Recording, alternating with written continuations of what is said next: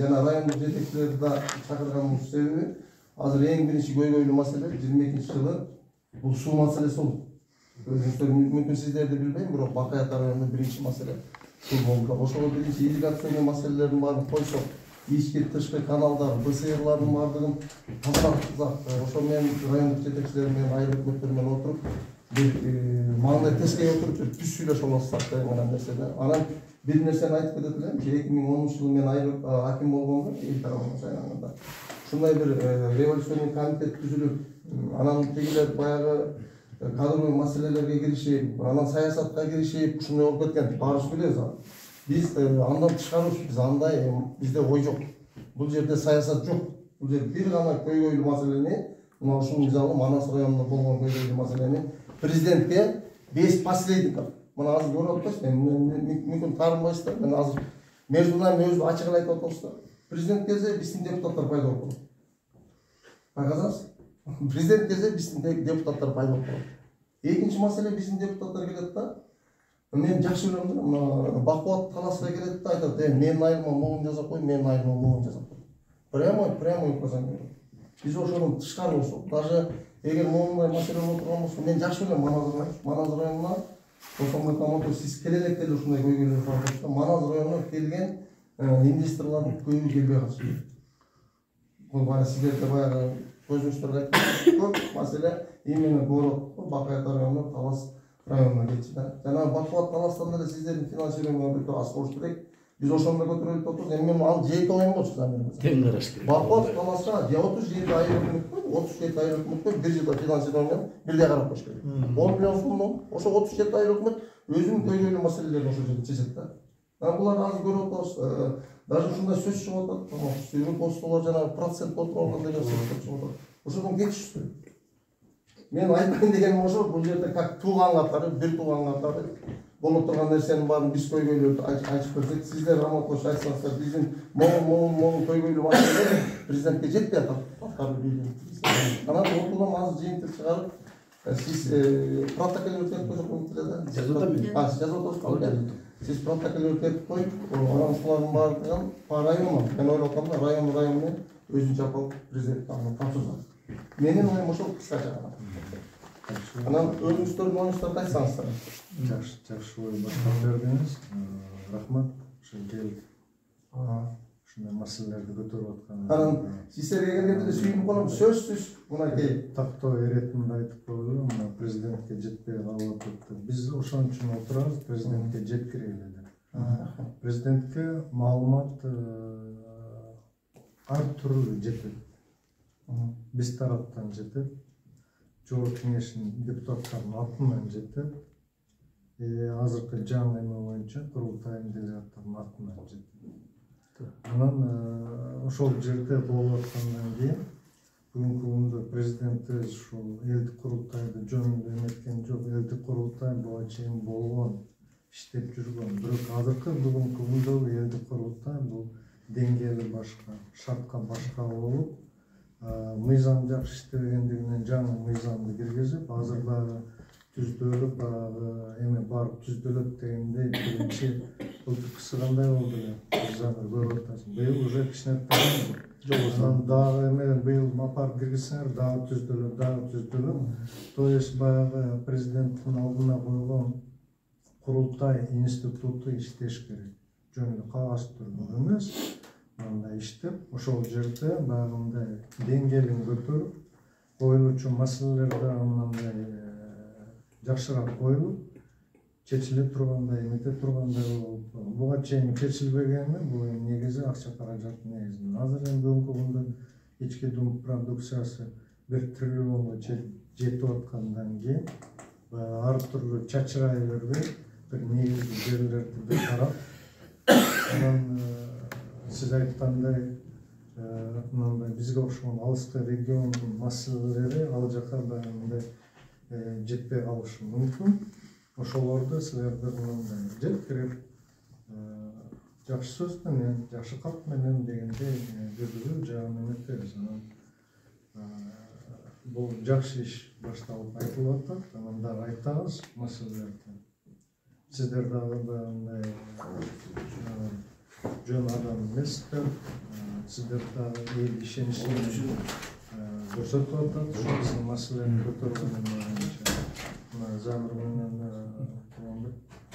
Курмантай. Экинчи жолку силерге ишенич көрсөтүп аткан бул да болсо элдин арасында силерге мындай бир дагы бир ишеним берип атат да, бир мындай биздин ишеним дагы бир эмени жакшы бир айтып барат дегендей болдуруп туруп. Бүгүнкү күндө президент бизге тапшырма коюп атат, аткаруучу жагы боюнча. Кайрылуулардын негизинен курултайга барып катышкандардын кайрылуулары приоритет коюлат. Ушулардын баарында таралып, ошо тапшырып эме болуп, ошонун ичинен айылда 100 маселе болсо, ошонун ичинен 3-өн алып чыгып, 3-төн, 4-төн, 5-тен чечилип кете берсин дегендей болду. Анан майда чүйдө маселелери былтыркы жылга караганда быйылкы жылы көбү чечилип калды. Эгерде ушул темп менен кете турган болсо, буюрса мамлекетибизде жылыш болуп, ошол жылышына сиздер да себепкер болосуздар деген ойдомун. Ал үчүн биринчи сиз айткандай бири-бирибизди түшүнүшүп эле, ынтымактуу болуп эле, сиздер айткан сөздөрдү биз кабыл алып, биз жасаган иштерди сиздер кабыл алып, ошондой эле жүргүзүп берсе болот элек. Эки талашып тартышып турган эме жок, баардыгы элдин көйгөйү болгондон кийин элдин көйгөйүн баардыгы чечиш керек. Мен да чечишим керек, өкмөттөр да чечиш керек, сиздер дагы ал жагынан баягындай чечкенге өзүңүздөрдүн салымыңызды кошуп беришиңиз керек. Ошол эле. Анда сиз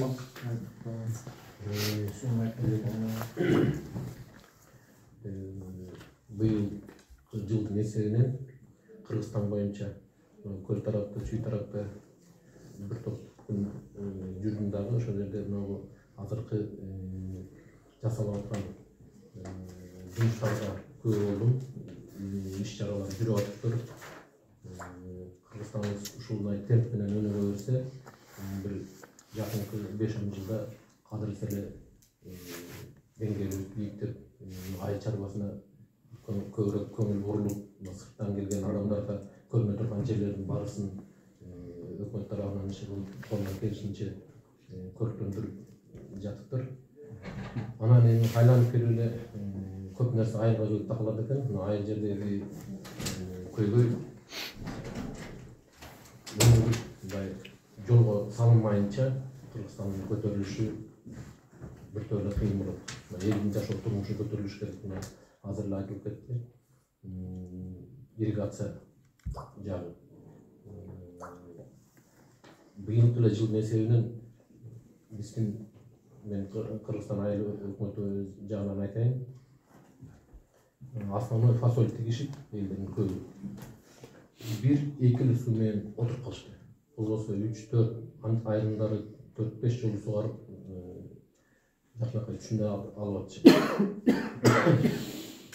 Бир гектардан 7-8 кабал, 10 чакты кабал үчүн кыйналышып элеби, основной көтөрүлгөн маселе ушул болду. Аны жакшыртыш үчүн 3 маселе кылып президентке протоколго киргизип жөнөттүк. Кыргызстан айыл өкмөтүнөн Кыдыралы каналынын реабилитациясы, анан бизде БСР бар.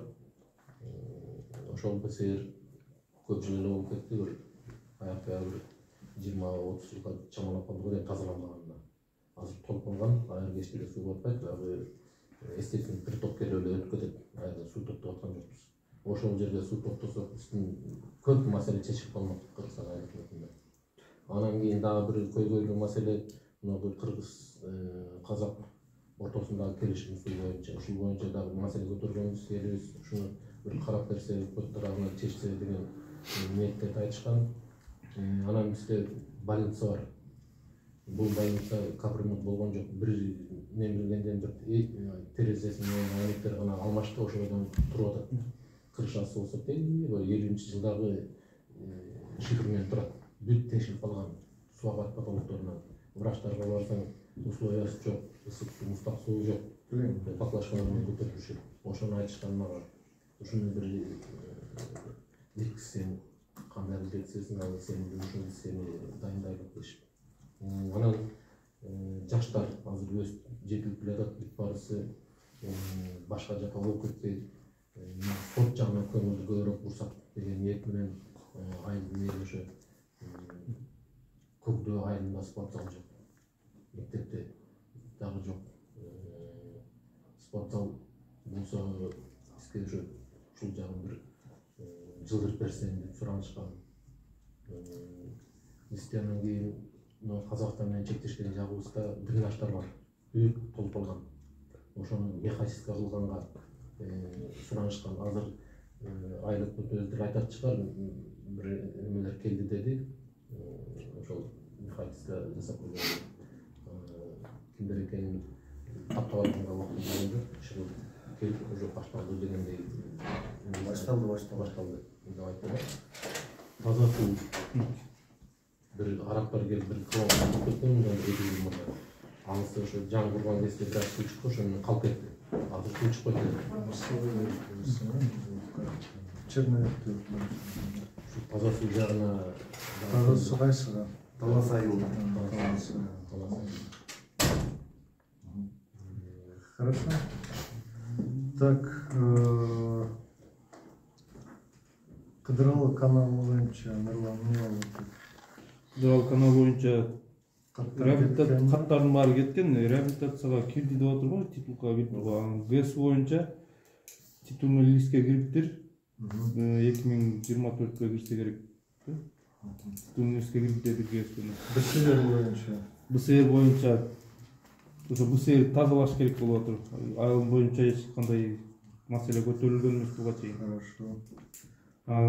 Суу келишиминен бул баягы өзүңүз даярдап кетесиздер. Анан жаштарга спорт зал салуу боюнча бул былтыркы делегаттарда көтөрүлгөн да, жана Төрөбек кайтып болуп кетти, ошо ал киши да көтөрүп губернаторго барып фонддон акча бөлүп бергилеп, жана Сатын Кулдумановдун айылы ошол жерге бир спорт зал салып берсеңер деген болчу да. Бул Көкдөө айылында. Көкдөө айылында. Көкдөө айылындагы мектептин курулушу буюрса уже башталып атат. Спорт залы менен болот. 24-жылы бүтүп калса, бул ошо спорт зал маселеси чечилип калат. Андан тышкары Көкдөдө мини-футбол, стимгрант эмес сончо проект жазгансың. Стимгрант өткөн, эмки жыл баштап. Ошо мини-футбол эмес ишке ашып калса, ошол жаштарга биз эки маселени чечкенге аракет кылып атабыз. Дренаж маселеси боюнча мелиорация тендер өткөзгөн 780 миңге. Азыр күндө 1400 метрди механическа кылып башталат. Уже жартысына келип калды. Механическа эмес. Жаңы казылып атат. Мурункусу закрытый жаңы открытый казылып атат азыр. 1400 метр. 1400 метр. Кичи капкада. Кичи капка. Постун жанында. Кичи капка постун жанында. Кичи капка. Анан Талас айылында таза суу боюнча. Таза суу боюнча да проблема болуп атат. Тен подрядчик уткан акчасы уткан кармалып атат. Көп эме уткан. Подрядчик уткан, азыр бүгүндө акчасы жок, ошодон бир аз кармалып турат. Хорошо. Siz daha karatmadınız gençsini görüyorsunuz da. Siz de Мен май электрик боюнча баарыңыздар билесиздер, май электрик чакан эле айылдан турат. Негизи 2 мектеп бар. Сапары премьер болуп турган мезгилде ачылыш болгон мектеп. Тилекке каршы ал жерде окуучулар саны көп болчу. 3 смена иштеп жүргөн. Мына жақын арада дополнительный корпус ачылды. Азыр мектеп боюнча көйгөй маселе жок болуш керек деп ойлойм. Өзденов орто мектебинде именно ошо садик керек экен, ошо элде ушунча өтүндө эле ушу садик керек деп. Анан май айылы негизи ошо сайда турат. Үлүш жерлерге суу чыгып кетип атат, баарыңыздар билесиздер да. Ошону ачык дренаж, жабык дренаж болуп кайраштан ошо жерди казып туруп сууну кое бериш керек да. Себеби бурда ошо Союз убагында жабык дренаж курулган болчу, кээ бир жери жабылып калган. Ошондуктан суу ашып кетип атат да. Жазында жайга чейин түшүм алат да уже ошо августтан баштап суу чыгып кетип атат. Тоет айырга беди тиякта секенге болбойт да, ошон үчүн дыйкандар өтө ушул кыйналып ушундай сунуштарды да ушуга карап четирип барышыбы. Анан биздин үчүнчү маселе эме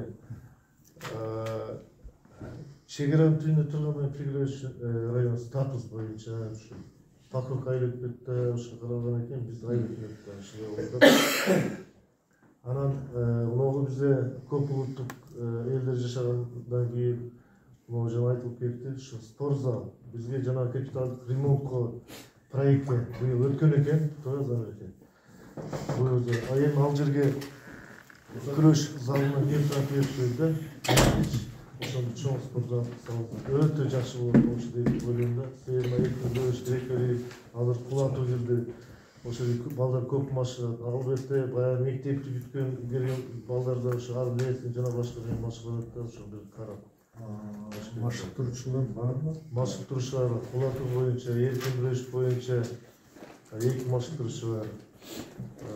Анан ошо ушундай болуп атат негизи. Жалпы Замыр sen айтып койсуң, Кубаныч азыр келди, май айы сен кеч келип калдың, азыр пока айтып берсиң, сен кошумча маалыматтың баарын. Май айыл өкмөтү боюнча Мектеп боюнча мен силерге айтып коеюн, 3 смен болгондо район фондунун эсебинен, дайынын эсебинен 75 орунду мектептин кошумча залын салып бердик. Ошо менен азыр 3 смендеги бүгүнкү күндө чечилди. Мен ачык эле элге айтканым, бул 5 жыл аралыктагы маселелер чечилди. Бирок 5 жылдан кийин бул маселе кайра козголушу мүмкүн деп. 5 жыл болсо деле жакшы, мамлекетте 5 жылда өнүксө, дагы кошумча имарат салынып калат. Анан Узен форттун мектеби Кубаныч айтсаң, ошол курулушу. Узен мектеби боюнча 150 орундук тендер бүттү. Былтыр баягы как раз өтпөдү эле. Подрядчик уже келип кетти. Буюрса, ушу жуманын аягында иш баштайт. Смола депчи. Общий сметалык суммасы 87 миллион. 87. Жакшы. Май айында үлүш жерлерден суу чыгып жатат деп Ошондо ушул май айыл өкмөтү өзү 80% дренаждын үстүндө турат. Анан сай болот, булар да август менен чыгат. Анан буларда если дренаж таза турган болсо, полязынын бир полязы калбай, полный открытый дренаж болсо эртең эле техникасы менен жарымынан биягынан өтсө, биягынан өтө албайт, мал менен да өтө албайт. Булардыкын только трубаларды тазалаш керек. закрытый. Закрытый деле тазалап бере турган. Барбы закрытый менен? Закрытый бар, ооба. Бирок тазаланбай калган. Толпаган эмес. Анан ошону сураныш керек, открытый кылып коюш. Эртең бөлөт да кылып коет, анан открытый деген сиздин 5 пойлаңыз бар. 5 пойлаңыз ар кимдин ортосу кетет да. Ошондо мына пойлага кирсе, айланып мындай келиш керек болот. Мындай келиш керек болот ал. Аны ойлонуп туруп тазалоого сураныш керек да. Казууга эмес. Тазалоого. Казуу болбойт. Анан спорт мези келип калган. Үзөнөв мектебинде окутуп бүттү. Таза суу келип калган. Спорт зал боюнча кандай иштер жүрүп атат? Арды Өзөнөв мектеби спорт залы менен бүтөт да турабы? Ал өзүнүн спорт залы бар. Жок, бир жака жана бүтсө пайдалансак болот да. ооба. Бирок борцовский зал да уже куруп койгон. Борцовский зал. Борцовский зал. Аны карап көрөбүз. Анын мына чек ара статусу боюнча катты жөнөтүп, чогуу пока азыр даярдап турсаңыз, кийинки маалыматты берсек. Осмон Палатович азыр урушуп болду деп кичине маселе да. Могу Малазар районунда билем, мыкты спортсмендер чыккан. Бирок моундай спорт площадкалары аз да. Анан азыр кайсы айыл өкмөттөр спорт площадкалары жок болсо, мисалы Бакаев районунда азыр айыл өкмөттөн дагы 2ден жана газон коюп атат. Анан ушуларда азыр президенттин Талас областын ыйгарымдуу өкүлүнө кат жолдоп, сиздер менен биз кирсек, кайда ошо бакылап калса кайта ушуну өткүзсөк кайта жакшы болот. Айланыс алып. Айланыс алып. Бул экенде да бизде аз эмес ар бир айыл өкмөттө мисалы 1/2 мини футбольный поле бар. Барбы? Анан салып берген футбольный поляны бизде бүт айыл өкмөт мойнуна алган. Бекер ойносот да бүгүн бунуку жарабай калганда бунукуна кетет. Мына жерде Покровканыкына бүтпөй калды, өзүнүн бюджети менен бүтүрдү эле. Мектеп окуучуларга десек, азыр бүт түшөрү келип ойноп атат да. Мынагай көрүп атырсыздар. Светин койбой койсок, баягы күнү ушак кылып атат. Администрацияда аким менен айыл өкмөттөр мени карап атат. Анан баасы барбайт. Ал мектеп окуучуларга, райондун мектеп окуучуларга. Мини футболдор бүт айыл өкмөттөр бар. Айылда Замир Сагынбекович аны салганден алып го. Ага кеминде 3 тонна эме грамм жатат. Ала 1 тонна грамм 1000 доллар. 3,5 миллион да. Покров 3,5 миллион. өзүнө почти 2 миллион сомдо. Аны караш керек. Берешине караш керек. Биз бөлөккө сөгөтүлүп спорт сурасат минтип калды да. Фонд мүчө болдум да. Силердин бүт нерсеңер бүтүп калды, только футбольный поле сурап калдым деген нерсе болуп калат экен да. Жок. Ошону карап коюңуздар. Жок, параллельно кете берет ал жерде. Бул жерде параллельно кете берет. Муну Так, Замир. бизге турган ишти жазыш керек да. Урматтуу жыйын катышуучулары, урматтуу Досмат Аманович, мен сизге ыраазычылык билгизейин. Бүгүн ушинтип биздин сунушубузду туура кабыл алып, мынтип айыл өкмөт башчыларын чогултуп, делегаттарды чогултуп, биз менен сүйлөшүп, ушинтип биздин пикирибизди угуп атканыңызга өтө ыраазыбыз. Анан бир маселе, бул баягы сиз азыр айтып калбайсызбы, бул тажрыйба барып келген, биринчи элдик курултайга депчи. Анан чындыгында биз ошол жердеги кетирген кемчиликтерди бул экинчи элдик курултайда кайталабашыбыз керек да. Ошондо дагы Садыр Нуркожоевич айтты эле экинчи күнүчө. Урматтуу делегаттар, жергиликтүү көйгөйдү токтоткулачы деди да. Токтоткулачы, майдаланбагылачы деди да. Бул жерде деген бул курултайда, бул деген мамлекеттик деңгээлде болуп атат. Бир мындай Кыргыз Республикасынын өсүү өнүгүүсүнө салым кошо турган бир оюңарды, пикириңерди айткылачы. Биз ушуга муктаж болуп турабыз деген сөз аябай мындай таасир берди да бизге. Анан эми азыр болбой эле бул жергиликтүү маселелер кайра эле козголот, быйыл деле козголот. Мен анткени мындай болуп атат да. Ошол боюнча мен да өзүмдүн пикиримди билгизгем. Мына сиз алдын алдыңыз. Биз азыр жергиликтүү көйгөйлөрдү сизге айтып, кабардар болуп атабыз да. Сиз азыр ушуну мына тапшырма берип атасыз, акылдашып атабыз. Бул маселелерди бизге айтып кереги жок болду. Анткени сиз бул маселелерди чекитип коюп атасыз. Биз эле чечебиз дегендей кылчы. А эгерде сиздин ушу Манас райондук деңгээлде чечилген маселелер биз эртең ыйгарым укуктуу өкүлүбүз менен, мисалы облустук деңгээлде, аерде сүйлөшкөндө дагы облустук деңгээлде чечилчү маселелерди ошол жерден сүйлөшөбүз болду. Бир гана облус чече албаган маселе, район чече албаган маселелерди биз республика алып чыгышыбыз керек деп ойлойм да. Замир бир тактоо беретин. Ар бир айыл өкмөттө өтүлдү, 3 маселе көтөрүлүп чыкты. Ошо 3 маселени мен аны козгогон жок. Ооба, туура. То есть ал сиз айткан ал маселе ал жака кетти ал. Андан кийинки маселени эле айтып атам. Эгер кааласаңыз аны деле көтөрүп кандай жасайбыз бул? Ал сиз азыр туура айттыңыз. Анда 3 бул болсо биздин баягы өкүлчүлүктүү жыйындын өкүлдөрүнүн сунуш пикирлери бул деген ошол эле учурда протокол негизинде кеткен. Президенттин администрациясына, министрлер кабинетине бул азыр бул иш азыр такталып атат менимче. Иш алып барылып атат. Анан ал маселени айтып кереги жок бул жердечи. Анан эми дагы мындан тышкары эми баягы элибиздин ичинде дагы майда маселелер бар. Ошол 3 көйгөйгө кирбей калган маселелер бар да. Эми ошону да азыр ушул райондук деңгээлде мен айтайын, анан ошол жөнүндө жоопторду алып алсам, уруксат болсо. Так, биринчи маселе бул мындай болуп атат да, жанагы суу боюнча М2 каналы деп жөнөтпөдүбүз, мындай арал чечтөө жөнөттү, бирок ал жөнүндө эмес. Мен ошондо мындай маселени коюп атам да. Бүгүнкү күндө Кирокко суу сактагычында көйгөй бар. Мына Захир мырза аябай мага түшүндүрүп берген. Казакстан менен келишимдер бар. Анан ошол эле учурда биз М2 каналын куруп, сууну бизге дагы деп атабыз да. Анан жылдан жылга быйыл мына кышты көрүп атабыз. Кургакчылык. Эми жазга кандай болот, Кудай сактасын, эми жаан чачын көп болсо мүмкүн жакшы болот чыгат. Анан кийин эртеңки күнү ошол Кирокко суу сактагыч болобу, жана сиздерде БДРлер бар, БСРлер бар, мунун баардыгына тоодон суу алып келип куюп чогултулат. Мен ошондо бир жакшы вариант айтып атам да. Бул өтө деле акчаны көп зарыл кылбаган нерсе. Жана жасалма мөңгү дегенге өтүшүбүз керек. Бүгүн ушунчалык керек болуп турат. Түшүнгөн айыл өкмөттөр, акимдер бүгүн аракет кылып, мына Жумгал районунда, Түп районунда ушу жасалма мөңгү ишке ашты. Бүгүнкү күндө канча, мына Муктар аке сиз жакшы билесиз. Бүгүнкү күндө канча айлоодо ошондой жасаганга мүмкүнчүлүктөр бар жерлер аябай көп да. Мына бала кезиңизде билесиз, суу кандай көп эле. Ал болсо мөңгү ушундай көп болчу. Эки БД тазалаш керек болду ал мөңгү. Жок, эми азыр мен сизге айтып атам. Сиз сөзүңүздү куруп айтып атасыз мына. 2 БДРди тазалаганга ага суу керек эртең күнү толтурганга. Кайыныдан эгер бир кайын биз кайын айылыбызга сиз жакшы билесиз. Кайын айылынан бир суу тамчы суу түшпөсө, кантип БДР толтурасыздар? Биз өзүбүзгө жетпейбиз. Маселе ошол суунун көлөмүн көбөйтүш керек.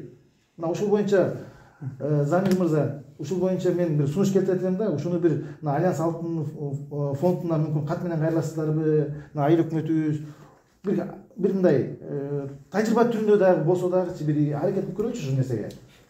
Сунуш биринчи. Экинчи маселе. Могу мен боюнча өткөндө биздин айылыбызга барып күрөш залын ачып бердиңиз. Рахмат. Анан ошол жерде мен дагы өзүмдүн сөзүмдү айттым, жана волейбол зал боюнча. Бүгүн биз бул жерден сиздерге волейбол зал салып бергиле, бюджеттен акча бөлүп бергиле деген жокпуз да. Кудайга шүгүр, мен ошолдо сөзүмдөн кийин 150ге жакын айыл жаштар бар экен. Бирок айылда эмес, бүт баардыгы чет өлкөлөр, Кореяда, Россияда, жакта бuyakта, яны Бишкекте жүргөндөр. Акча чогулчу. Мына бүгүн күнү акча чогултуу маселеси чечилип калды да. Жолго түшүп калдык. Кудайга шүгүр акчабыз бар. Акчабыз бар. Бирок бизге жер маселеси чечилбей жатат. Дагы деле. Мына жер маселеси чечилбей жатат. Ошол жанагы нерселерди чечип, анан могу жанагы проект, долбоорлору жагынан жардам берсеңиздер, архитектура жагынан, госрегистр жагынан. Биз фундаментти быйыл күн жылуу болуп атат, куюп коеюн дедик эле. Баштап коеюн дедик эле. Эми акчабыз турат. Ал акча деген тура бербейт, жоголуп кетет, ар кандай маселе жумшалып кетет. Ушул маселени дагы бир контролго алып койсоңуз. Анан кийин дагы бир маселе мындай. Ресттин иши боюнча 2 жылдан бери ушул Замир мырза, 2 жылдан бери арыздар болгон экен. Биздин де ушул айылыбыздын этегинде жанагы карагайлар өтө бир кооптуу абалда турат. Өткөндө да бир пожар болгон. Ушундай нерсе болуп. Шамал болсо да сөзсүз бир нерсе болот да бизде. Анан өткөндө да рест начальник деген түшүндүрүп айткан. Ушунун баарын жылдырып, трансформатордун орунун жер комиссиясына сунуш берип тактаңыз депчи. Замир мырза, сиз болуш кезде жанагы фермадачы трансформаторда сарай жакта турбайбы? Ошону жолдун көйүнө эле коюп элечи. Анан түздөп жол жээги менен карагайларды орнотуп берсе жакшы болот. Ар кимден огороттон өтөт, салаңдап турат деге. Анан кичине шамал болсо эле бизде проблема да. Ушул маселелерди бир контролдоп берсеңиздер, ушу дагы бир карап берсеңчи. Анан биз бүгүнкү Кайын айылында баягы биздин кайрылуусунун негизинде көчөлөр жылып атат. Биз бүт стандартка келтирип атабыз. Кудай буйрса, иш кетти. Мына урмат акимибиз дагы, зам акимибиз дагы көзөмөлгө алып, ушул иштер болуп атат, Кудайга шүгүр. Эми ошол учурда баягы карагайлар так ортодо калып калып атат да, жолдун ортосундачы. Баары жылып кетишти, ортодо карагай. Эми эмне кылабыз? Буянан айланып өтүп атабыз да карагайлар получается. Эми ушул маселелерди дагы резко айтсаңыздар, ушунда бир жылдырып өзүнүн ордун аныктап берсе. Так, анан кийинки ички маселебиз бул неме? Дагы бир маселе, бул менин дагы өз жеке ишиме байланыштуу. Бул 2 жылдан бери өткөндө да айткам, мен шаардан бул айылга элдиктин ошол көйгөйү үчүн келдим да. Биздин айылдын жок болуп кетип баратканы үчүн келдим. Буну аргумент менен айтсам, мына 96 мен ушул жерден кетип атканда, жогорку окуу жайга шаарга кетип атканда, бизде 70 бүтүн эл бар болчу. Мына мен азыр почти 30 жылдан кийин келдим айылга. А бүгүнкү күндө 55 бүтүн эл бар. 30 жылдын ичинде биздин айыл тескери жок болуп бараткан жагына баратат. Бул деген башка бир жокко бирөөлөргө айтсам жомок бул дегенчи. Мигранттар да. Жомок да. А ушунун себеби эмне дегенде мен бир чети баягы биздин жолубуз, баягы начар жолубуз, анан кийин айылда жумушсуздук, ушундай маселелер бар да.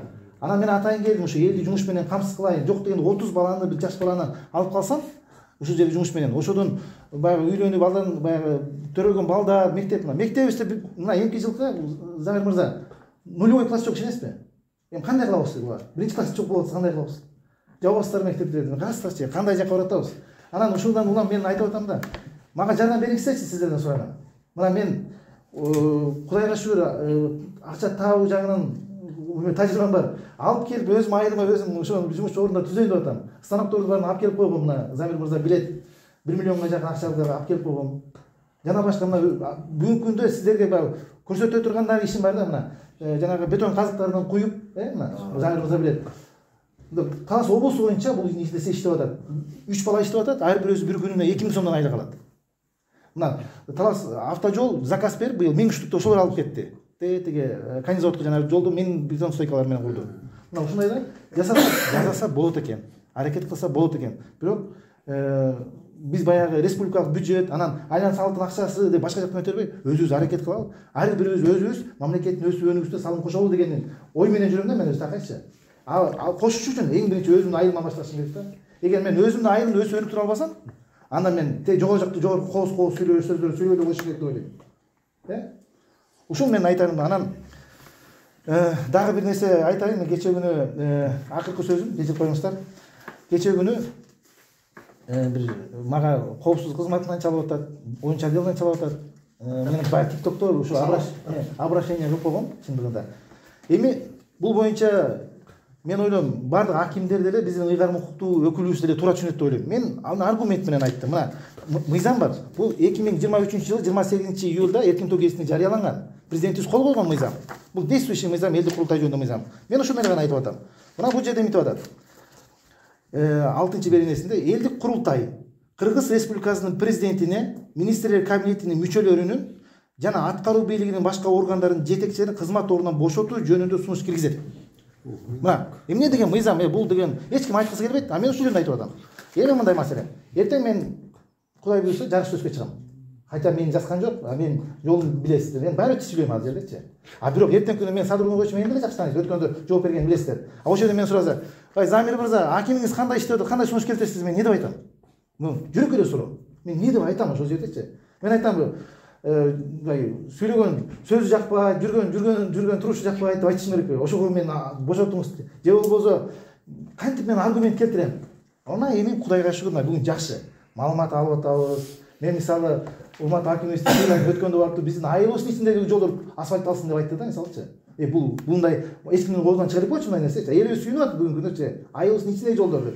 Анан кийин биз азыр аргумент керек да. Мен ошол жерде барганда айтышым керек да. Урматтуу Садыр Нуркожоевич, биздин акимибиз бизди чогултту, жергиликтүү көйгөйлөрдүн баардык маселелердин үстүнөн сүйлөштүк, биз ыраазы болдук. Дагы мүмкүнчүлүк бериңиз иштегенге. Мындан кийин да иш алып барсын деп айтышым керекпи аргумент менен. Мына ушул эле маселе. Аны ушунун дагы сен туура эмес бузукулук кылып атасың, сен элди туура эмес жакка үндөп атасың деген нерсе мен таң калам да ушуга кандай күн. Кечириңиз, ушул менин акыркы сөзүм. Хорошо. Мен сиздин сөзүңүз боюнча суу боюнча Замир айтсаң, эки каналы боюнча кандай иштер жүрүп атат? Эки каналы боюнча жогорку кеңештен да келип кеткен. Анын планын түзүп, приблизительный планын уузга түзүп, не кылганда 1 миллиард 300 миллион сом болгон да. Бул эми эки каналы. Анан бирок айрде освоить эте турган жер анчалык көп болгон жок. Бирок өткүзүп көрөлү деген да. Досмет Аматович барыбыз барганбыз. Анан кайымда бул сер Ламир билесиң, экөөбүз сүйлөшкөндө да кайымдын башына 1-2 жерине токой жак бетине. Бер жак бетине буровой менен эле казып, анткени суу токтойт да. Токтолуучу жайга келсе, ошол жакшы болот. Анан тоо жактан эми аны да бирөө караш керек. Машина чыгабы, чыкпайбы? Тоодо казалоо биздин буровой менен келген. Жумшак эле жерге болуп атат да азыркы. Бул эң баазын точно билбейм, анткени эмне көргөнүн. Бул тегиз жерлер болот. Ошол менен иш алып барышыбыз керек. Ошондо чыгабыз да. Хорошо. Эми каналы боюнча жол кеңешинин депутаттары келди, суу чарбанын башчысы келди, көрүштү, карашты. Канал керек экен деген чечимге келишти. Маселе каражат маселесин. 1 миллиард 300 миллион деген бул абдан ал маселе келип атат. Ал эми муну жасалмаган күнү сиз жазып алсаңыз. Жазып алып бир проекттин карайм. Болсо мен командировкага сизди жөнөтөйм. Түпкө барың, көрүң, дагы кандай кылып атат деп барып кармалап көрүп, сметасын көрүп, музбу же жөн эле эме кылып койду, бул тамчылатып бизге керекпи, керек эмеспи деп, мына Замирдин жакшы эмеси бар. Видеого тарта бериң өзүңүздү. Мен бул жерде жүрөм, карааттан ошондой бир көргүлө. Болсо болду деп айтты. Анан болбосо анан дагы эметебиз. Аракет кылгандан эмеси жок. Канжайлоону көргөнмүн, Натыгы Казакстан чегарасын көрдүм. Мен мына кайымды боюнча бир жаңылык мынандай менен мени эмете албайсыңар. Мен бардык көчөңөргө деле кирип атам, короңорго деле кирип атам. Ушундай аракетти кылайлы. Бул серьезный маселе, бул жок маселе эмес. Эгерде биз ошону баштасак, Бизде мисалы Кара Бурада, Бакаевтада да жакшы мөңгүлөрүбүз бар, Таласта мөңгүлөрүбүз бар. Азыр мына суу маселеси деген маселе бул область боюнча да катта бир эгер мындай жакшы эффект бере турган болсо, почему жасабайбыз дегендей. Алтын альянска кайрылабыз. Bunday fond Altın Alyans'ta başka fondlardan yenilir bizde oldu hatta mesela. Жақсы ой, мен қолдаймын аны. Волейбол площадкасы бар.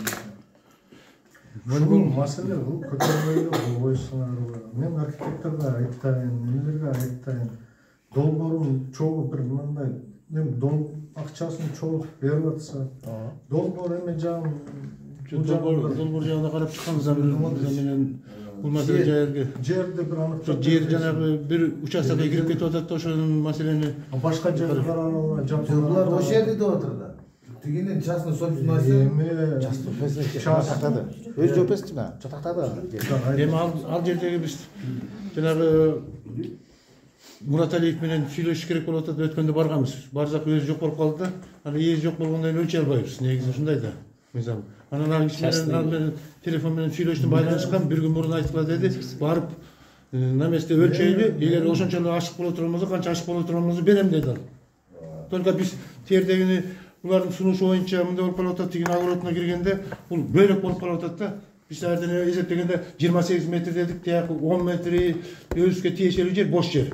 А 18 метр тигин огородуна кирип кетип атат да, анын биягы 14 метр болуп атат да. Качан бардыңар? Мурда күн бардык.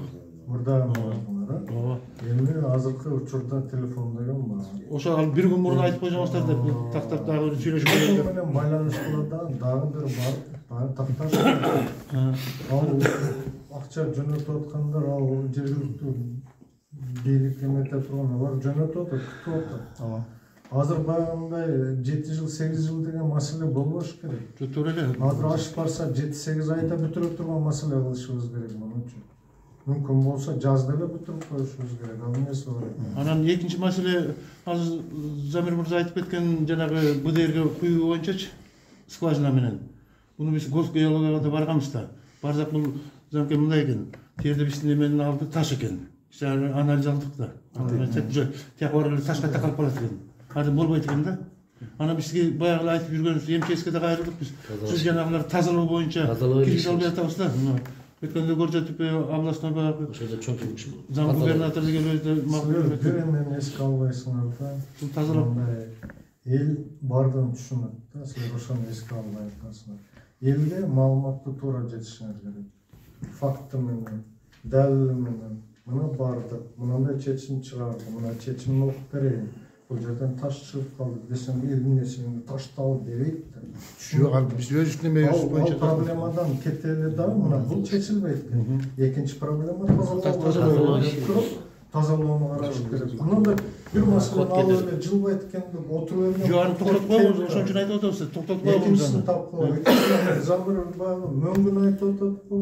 Ошол бир баягы жаңы эмелерди айткыла дагы жылайлы да, отурсак отура беребиз. Жок, ошону айтып атканыбыз бул маселелер уже тазалоо маселесине келип калды. Кийинки маселе боюнча Замир Сагынбекович өзүңүздөн көзүңүздү алың, ресттин иши бар.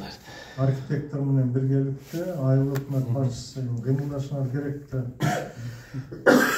Архитектор жөнөтөйүн барып айыл өкмөттөр ошо Карагайдын ордун аныктап берип койгулады. Бу жерде жол түшүп атса, бул чекелерин кандай коюлат. Анан реске барып, биз кайерге коебуз, кандай алар айтып атат, хорошо биз жардам берели, но муну каяка кандай коелу дегенде цивилизованный коюшубуз керек да. Жолду аныктап бердик, бул жерге. Генпланды аныктагы чаңдык все равно генпланга отургуза тургандай кылып архитектор ошол жерге отургузуп берсин. Кийин анан ал жылдыр, бул жылдыр деп эле ошо боюнча кете бере турганда. Бир мындай кичине мындай илимий подход жасап койгон, билимиңерди пайдаланып. Болбосо ал маселени чечсек болот. Просто рейс азыр кышка карата үлгүрбөй атат, графигин берип бүтүрө албай атат. Аны да урушуп атам. Качан бүтүрөсүң, элдин немелерин коюп бербейсиң деп. Азыр бизде канча 100дөн ашык Карагай турат, туурабы? Ошону коелу десек, Карагай алып келип койдук. бир айыл өкмөткө кеп койдук. Ошону тургузганда ресттин балдары баягы бошобой атты. Воскресенье күнкү десек, биздин балдар да эс алсын дегенде сөз болуп атат. Ошон үчүн бизде иш алдын ала кетип калып атат мындай. Но тем не менее мына кайымды айыл мындай колдон чыгарып койду тем баштагандан кийин. Анан баштап коюп жарымы калып, андай периодтон кетишибиз керек, көз карашты өзгөрүшкө. Кайындыга кирдикти, аны да чыгар, буну да чыгар дагы болду, элге айт, биз башка айылдарда иш кылайлы деген. Ушундай методикага өткүлөгөн айтып. Ушул маселе боюнча өзүңүз жардам берсеңиз, бул маселе жыйындарда айтылып эле жүрөт. Столбаларыбыз биздикилер баягы сайыштын убагында ошо ойдон калып атат. Жанагы теректер жан көчүрөт. Жаңы карагай алмаштыруу бул башка маселе. Бул карагайдын ордун алмаштыруу бул башка маселе. Ошону сразу которуп койдук. Терде эски карагайлар да бир турат. Бизде Досмбек Аматович мурун мынча алган эмес, рес өзү да быйыл 300га жакын карагай алып, өзүнүн плановый жумушун бүтүрүп жатыр. Мына айыл өкмөттүн баарында почти 70-80ден бүт айыл өкмөттө карагай туруп. Анын өзү плановый болуп аткандан кийин өзү биринчи өкмөткө отчет бере турган плановый бүтүргөндөн кийин айыл өкмөттөргө жардам берет. Так, ал маселени да чечебиз. Биргеликте карап, бул жерде район деңгээлинде эле чечиле турган маселе экен бул жерде. Кийинчи ал жумуштук боюнча, эмелер боюнча бул эми элде маалымат көбөйгөндө ушундай маселе көтөрүлүп берет экен. Жаштар шаарга кача берет экен. Бул жерде азыр бардык шартты түзүп берсек деле, жолду асфальттап берсек деле, жашагысы келбегендер кете берет экен. Баягындай өзүнчө бир эме экен да, жашоонун мыйзамы экен. Бирок эми бир учур келип, шаардын бардык айылы келип. Бардыгы Швейцарияга, байлардын баары Швейцарияга жашайбыз деп. Швейцариянын эмеси бар экен десе. Тоо, жайлоо, суунун бою, таза баягындай эме эмес, ошондой жерлерди тандап ошо. Значит, биз Швейцариянын деңгээлине экономика жетишкенде бардыгы кайсыдан жер издеп калышат. Кайсы жерде кандай дегенде. Ага жете элекпиз, убакыт бар, бирок биз ошол жерде жашап аткандан кийин жашообузда бүгүнкү күндө өмүрүбүз өтүп атат. Жакшы шартта жашашыбыз керек. Ошон үчүн аракет кылып жашап кое берели. Анан жумуш орун түзүп койсоңуздар, бул жерде калган деле адамдар бекер отурбай жумуш жасай бериш керек. Анан сиздин баягы кайрылууңуз боюнча менин ишим алайын. Кайрылуу боюнча. Сиз кайрылууну эки бөлүктөн кайрылсаңыз болот. Бул биринчиден курултайдын делегаты катары элдин айткан маселеси боюнча кайрылсаңыз болот, өзүңүздүн как жарандуу укугуңуз боюнча кайрылсаңыз болот. Ошондо өзүңүздүн позицияңызда, мисалы сиздин позицияңызда жергиликтүү бийлик иштеп атат, баа берсеңиз болот. Элдик курултайда көтөрүлүп, элдик курултайда ошол көтөрүлүп маселеге кирип кала турган болсо, анда ушундай киргизип элдин атын мындай кайрылуу жасады деп андай да айтсаңыз болот. Ошон үчүн мыйзамдын кандай иштешин сиз да билесиз, мен да билем. Ошон үчүн баягы биргеликте пока азыр баягындай ортобузда тааныш жок, колдоо болуп атат. Түшүнбөгөн маселени ортодо чечишип атабыз. Биздеги маалыматты сизге жеткирип атабыз, кандай иштер болуп атат. Анан бардык ишти баягындай алып кетебиз. Чечилбеген маселе жок. Мен да эл үчүн иштеп атам, сиз да эл үчүн иштеп атасыз. Ал жерде менин да аудиториям бар, сиздин да аудиторияңыз бар. Ошон үчүн мындай карама каршылык болгондо жылыш болот. Бул мыйзам ошондой бар. Кыргыз эли бул эркин сүйлөгөн, эркин жүргөн элбиз. Ошон үчүн ар бириңиздер баягындай өзүңүздөрдүн пикириңиздер бар. Бирок сиздер как делегат экениңерди унутпай, ошо делегаттык милдетти биринчи аткарып, анан кийин өздөрүңүздү дагы кошо карап көрөсүздөр деген ойдомун. Анан башка маселе болсо дагы сүйлөшөбүз. Бир 2 минутка өчүрүп турасың.